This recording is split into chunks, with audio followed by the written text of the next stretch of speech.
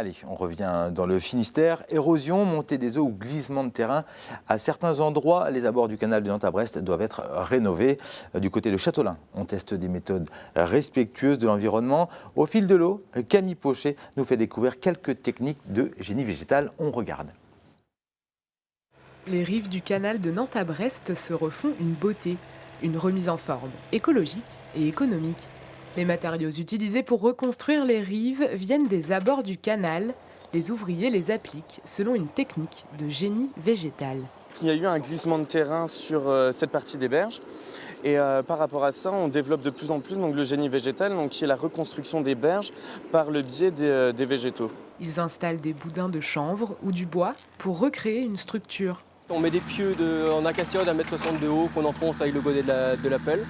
Derrière cela, on met des boudins de chanvre qui font 2 mètres de long, ça vient de notre entreprise de Riec-sur-Belon. Et à cela, on les attache. On a mis des carex en culture cet hiver qui ont germé, donc on les met en place. Et après, on met de la terre derrière pour refaire la berge. Autre alternative pour reconstruire les berges, l'enrochement. En cas de gros dégâts, il est obligatoire.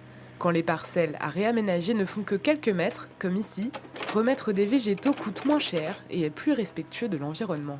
C'est vraiment une technique qui va vraiment booster les écosystèmes et qui, par rapport à un enrochement classique, va vraiment apporter et va dynamiser donc, des endroits où vraiment il y a eu des dégâts. C'est une technique qui se développe de plus en plus sur la rénovation des berges dans les différents cours d'eau, que ce soit en France, même sur le territoire européen, en Allemagne, ça se développe beaucoup. Des parcelles le long de la rive ont déjà été reconstruites au mois de septembre du côté de Carhaix et elles ont résisté à l'hiver et à la montée des eaux. Prochaine étape, plusieurs mètres de rive à réaménager. Entre 300 et 400 mètres de berges où vraiment il y a des gros dégâts donc qui pourront être réaménagés en génie végétal. Pour finir, des pousses de saule viennent rejoindre le parterre. Leurs racines stabilisent la structure et permettent de résister à la montée des eaux. Dans quelques semaines, sur le bord du canal, à Châteaulin, on ne saura même plus distinguer où la rive a été reconstruite. Et si vous avez envie d'en savoir un peu plus, rendez-vous ce jeudi à l'église Les Caillers de Pont-Cauban. Le SMATA organise une conférence de 10 à 12 heures sur les techniques de génie végétal utilisées le long du canal de Nantes à Brest et les chantiers.